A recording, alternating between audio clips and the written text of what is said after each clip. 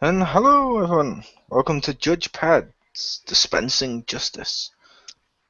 I am your host, Judge Quiz, aka The Mole.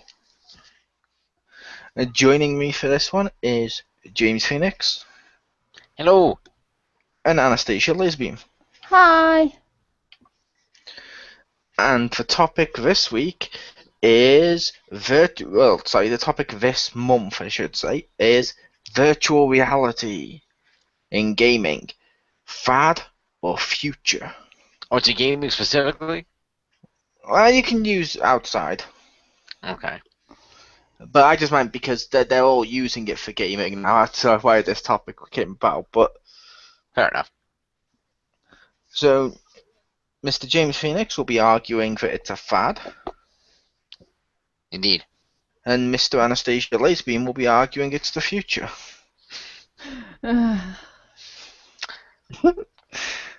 Your face ever looking pretty is going to be a fad. Also, I feel like I need to ask because I noticed, Chris the Mole, did you repair your old headset? Nope. I think you got the same one. I mentioned this to Marcus the other day. I went into a computer shop near me. They were throwing them out due to the recalls. There's a I recall? managed to, because they weren't working properly and some had had so many complaints, and now they were getting new ones in. Ah. I said to him, "Oh, well, what are you doing with them?" I'm like, "Well, we can't do anything. We're going to have to throw them possibly later and dispose them properly." I said, "Well, could I buy them?" So I got like, how many was it now? Like 8 for like 50 quid. Ha! Nice. Still in that box, brand new. Chavonas. Yeah, Nice. I gave a few away. Nice. And you get one, and you get one, and you get one. Yep. That's funny. I used my judgment well. Speaking of judgment, as for Dick Fence, you may go first, James. He's a dick fence. It's really defense where we're both arguing a legitimate side. It's really not necessarily it's not a prosecution defense thing. It's not, but I would argue saying it's a fad would be the negative standpoint. So that would be you persecuting the technology existing. Which is fine, but you just called me the defense. Or dick fence. Yeah. That's why Okay. you're mean. You're the prosecutor. You're dick fence. I'm the defense. You're the dick fence. Yeah. But no, I was joking. But continue with your case, James. Are we not doing opening statements? We're just going right in? Okay. Okay, start with your opening statement. Okay. I argue that virtual reality, while one could see positives from it, is by and large a fad, like so many other things, and it's simply because, well, there's a number of reasons why, but the primary reasons mostly being that, such technology is very difficult to perfect, and as a result, virtual reality can never replace actual reality, and I'm trying to think how you say it. Virtual reality will never replace actual reality because the senses can never be completely fooled, and there'll always be a disconnect, and as a result, you're always going to be conscious that it's, not completely real, and that's going to take you out of it. Specifically in gaming, there's going to be that conscious, like, okay, I'm kind of in it, but this is taking me out of it. And particularly when you're in a fantasy world of gaming, there's still going to be, there's still always going to be those limitations of the physical space that you're in and everything else. So I feel like no matter what, there's going to come to a point when they, I think, release these more frequently, that you're going to realize that technology is a lot more hassle than it's worth. It's really, you're not going to get as much out of it as it would seem between having the headset, and if you have the fence with the gloves and everything else, it's way too much hassle for very little payoff. And that's why, between that and the fact that who knows what it's doing to your senses at the same time, I think it's going to be realized that it's just a fad, and we'll move on to other types of advanced technology. Nice. And over to Anastasia for hers. Alright. I'd say virtual reality is the future because we already have the technology. It's not going to be perfect, let's say, but nothing in life is perfect. And this, even though the price is kind of like high now, a lot of people are still getting into it. There's so many reserves already out for the PlayStation VR, and you have Oculus Rift that they bought. I will even tell you that there is a patent for a virtual reality dick machine, as in virtual reality porn, like that literally just your dick is a controller, like along with the headset. That's in there too. People are actually made this thing. Like that's actually gonna happen. Like it'll be a real thing out there. There's also the virtual reality bicycle.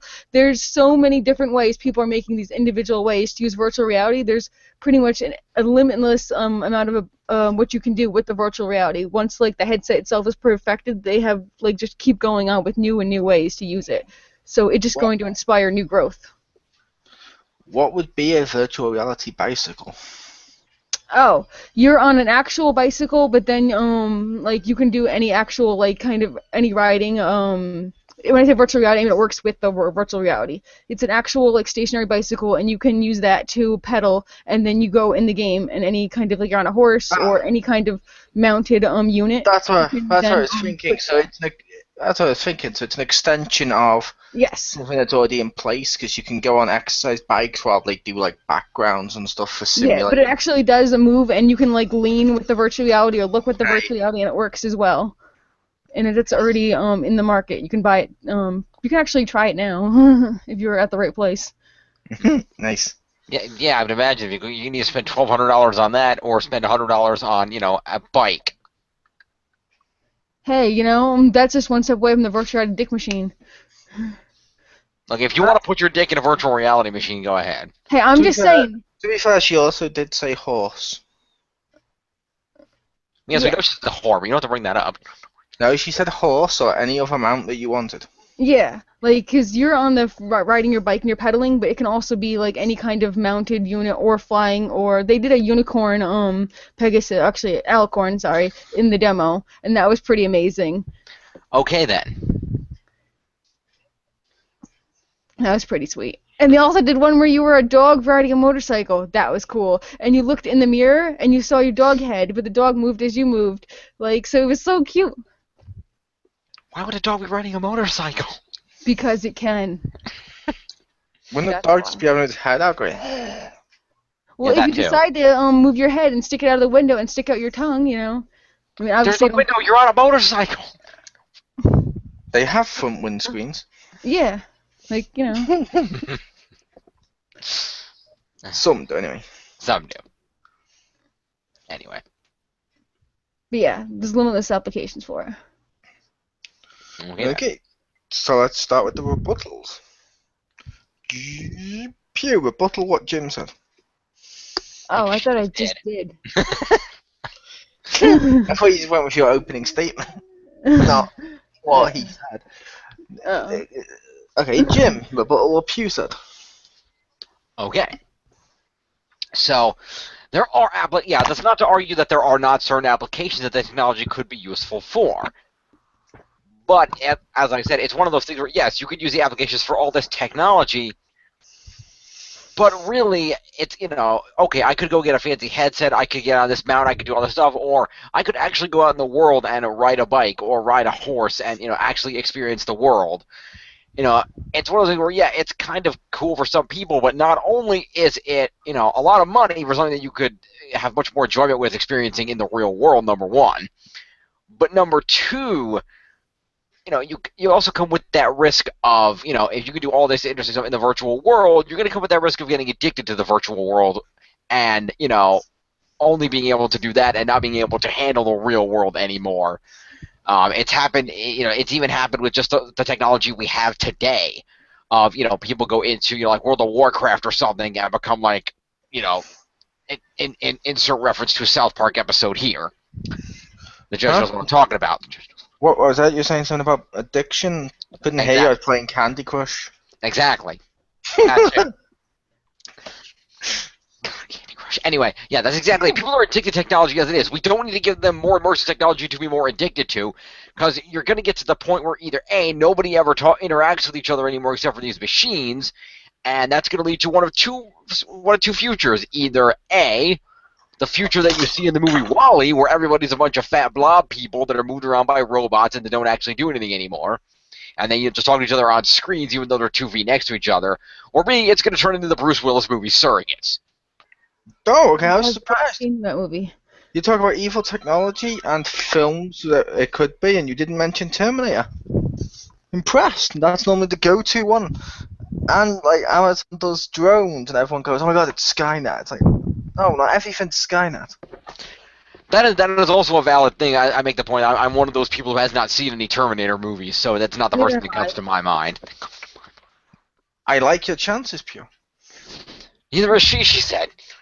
I've only seen maybe I probably have seen them all or whatever bits and pieces where I wasn't paying attention, and I only actually went to see the most recent one in the movie theater. So, or not the most recent. And that was the worst one, from what I was told. Wait, no, that's a lie. Not the most recent one. The one before the most recent one. Anyway. Oh, easy. But like I was saying, there's a limit to how much technology can physically replace our reality without causing, all kinds of, whether it be, mental issues of addiction to the virtual reality more than we are on technology now, whether it be, any kind of physical effects to our brain and our senses, our eyes and ears from constantly being fed artificial stimuli. I mean, hell, for that much artificial stimuli, they might not be able to properly interpret real stimuli anymore. We're already killing our freaking eyes by looking at screens like this all day and all night. It's just not going to end well. And then, not to mention the psychological aspects of your perception of reality, of actual reality versus perception of virtual reality. Again, like in the movie Surrogates, where Bruce Willis's wife got, addicted to being in a surrogate and wouldn't come out of a room or let anybody see her unless it was a surrogate. Same thing. Granted, that's sort of virtually experiencing actual reality, but the premise is the same. Yeah. You're arguing sort of a Matrix-like thing.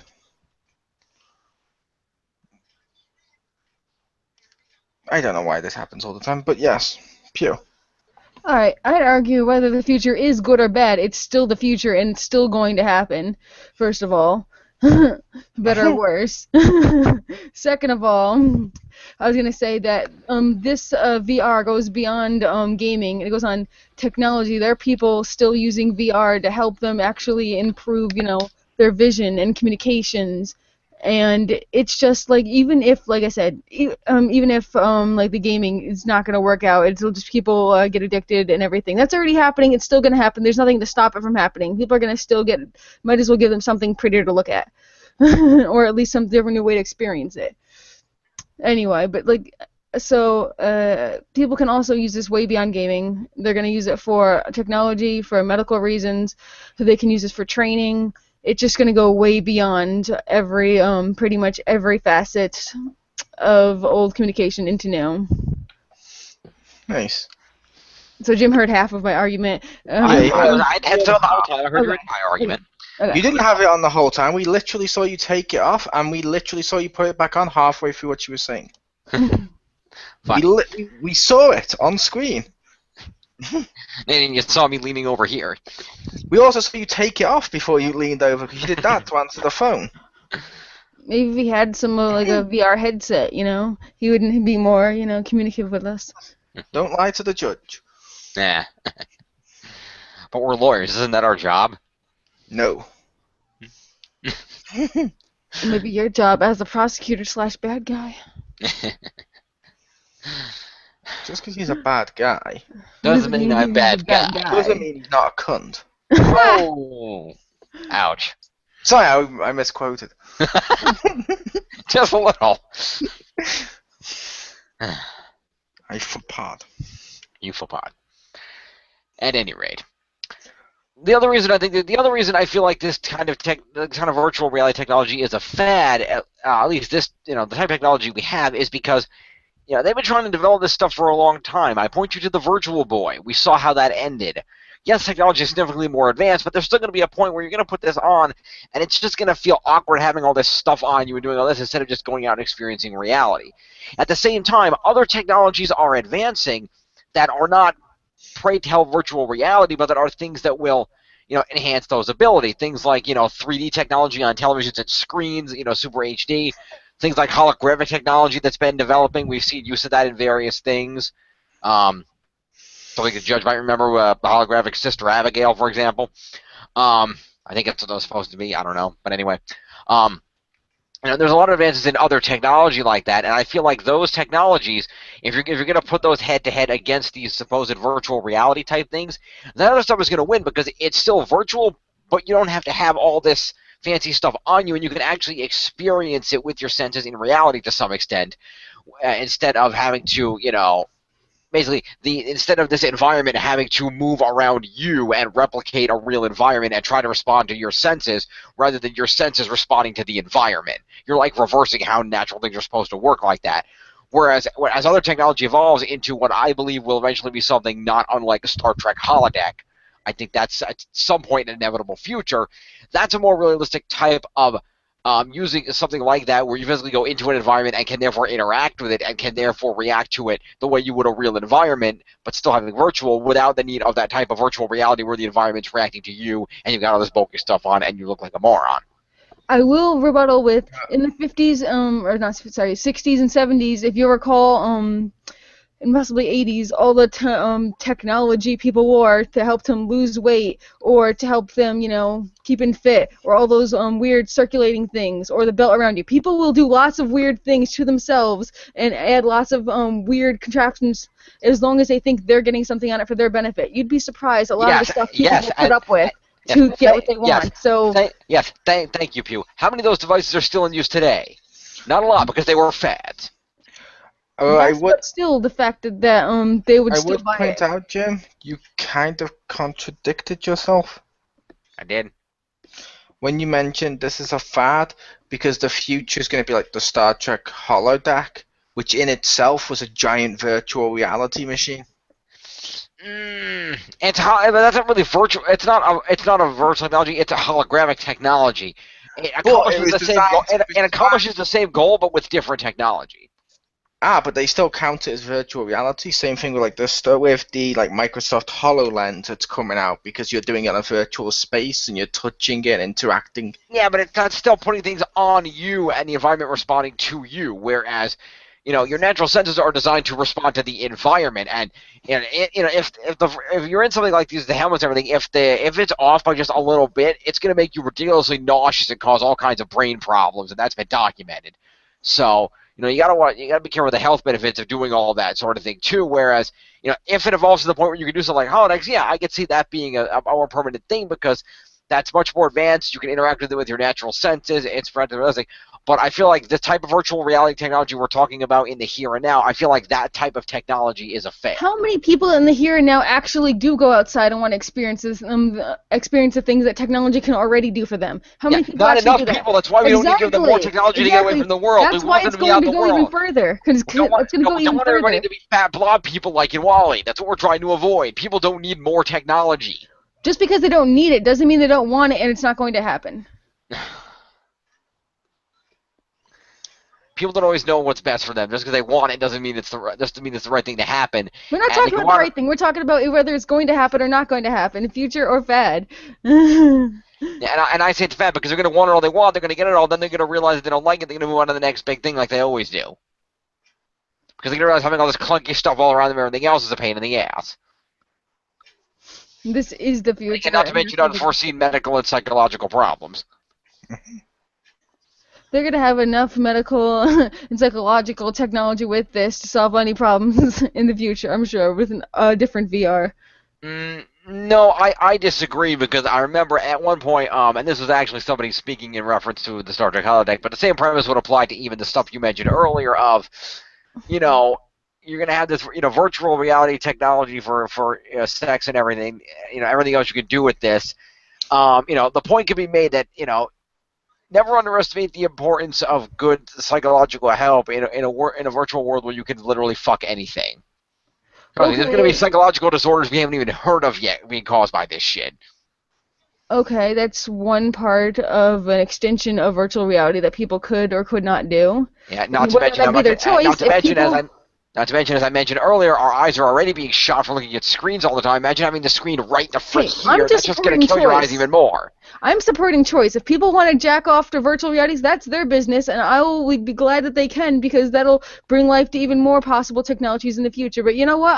I'm for choice. I'm not going to limit people. I'm going to give them what they want.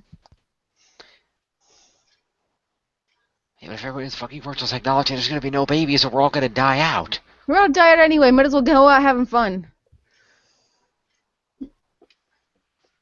Not necessarily. They could sell some sort of sperm collecting agency that hooks up to people. Or we could find a way to clone sperm so you never need a man again. So Yeah, like public jack-off booths there you go. to collect the sperm to then pour into women. Okay, then. And of course, I'm speaking completely sarcastically Yeah, because it's weird that you guys went games or sex. Nothing in between that could possibly help this technology. Games or sex. That's all you guys went with. Hey, I went with the medical benefits as well, but then James wanted to focus on the sex because we know that you brought up the dick fucking machine. Hey, I brought it up, Brought it up and then you brought it back, which means right after this he's gonna get a dick fucking machine. He has one. It's called a Hoover. Another Or a one. vacuum cleaner, I believe you guys call it.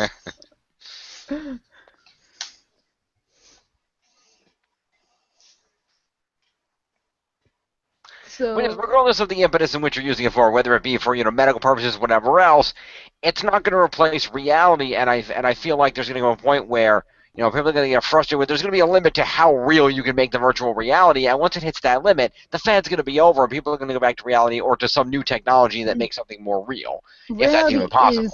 Reality is what you make it, and if people decide their reality happens to be made up of virtual pixels, so be it.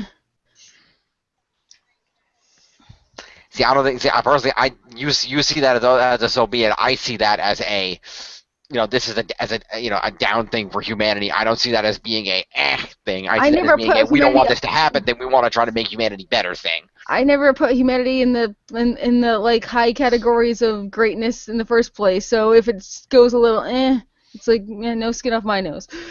Yeah.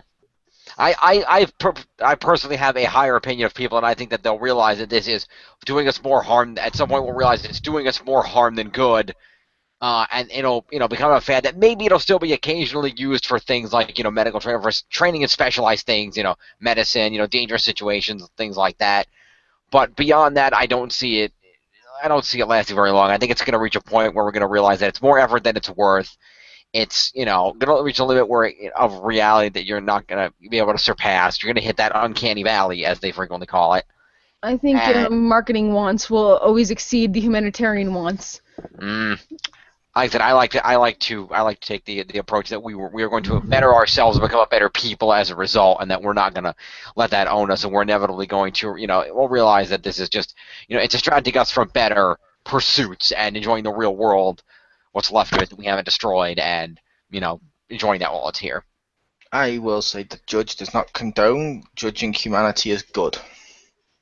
Ouch. The second a human picked up a stone, the first thing he used it for was to hit his neighbor on the head. I think we've argued our points, though. People invented aeroplanes, and people have used them for stuff like 9/11. People are bad. Some people are bad. You can't judge all people by the actions of a few. I would argue. A few, thousand, few million, few... Yeah, I'd argue most people are selfish. It's an unfortunate byproduct. But yeah, right now, yes. I'm not denying right now, yes. But like I mentioned before, I take the Gene Roddenberry approach of we will inevitably better ourselves and get beyond that. It might take a few hundred years, but we'll get there. Yeah, but I was going to say, yeah, both people have made their cases. And I will say, in this argument, I'm going to give it to James. Okay. I would have given it to Pew if she'd mentioned something, because she was so close to it and back the other way. What's that? You were so close upon touching it. One of the big things that I think would make virtual reality stick around would be the experiences. Because it's not just games or sex or medical stuff. It can also be, James Phoenix lives in New York City. It's going to cost him $500 to fly to, like, say, I don't know, LA, and then on top of that, a couple of hundred for a hotel, a couple of hundred to get tickets to go see his Morphicon he wants to go see. Or he could log online for $100, pop on his virtual reality, and be at every panel. Mm. That in itself will change everything. Like being able to, like, for someone like me who's stuck in the UK, being able to see Comic Con in America live with the helmet or E3 would be amazing. That would be amazing. But unfortunately, everyone touched upon just games, sex, and medical. Like, and I'm like, I don't think they will. Although the medical stuff could be a good thing, but. Yeah, I can see that. I can certainly see benefits of the medical parts sticking around just because, okay, I can put on the gloves and the helmet, and then I can perform a surgery on a virtual person to learn how to perform this surgery and not have to, dissect cadavers or anything. So I can certainly see benefits in that. Although I will say, the fact a load of people would use virtual reality for sex in itself would be proof the technology would stick around. Mm-hmm. For one reason, I can actually show you the schematics of the machine. For one reason. That's why Blu-ray won the war. Really? That's why VHS won the war. VHS versus Betamax.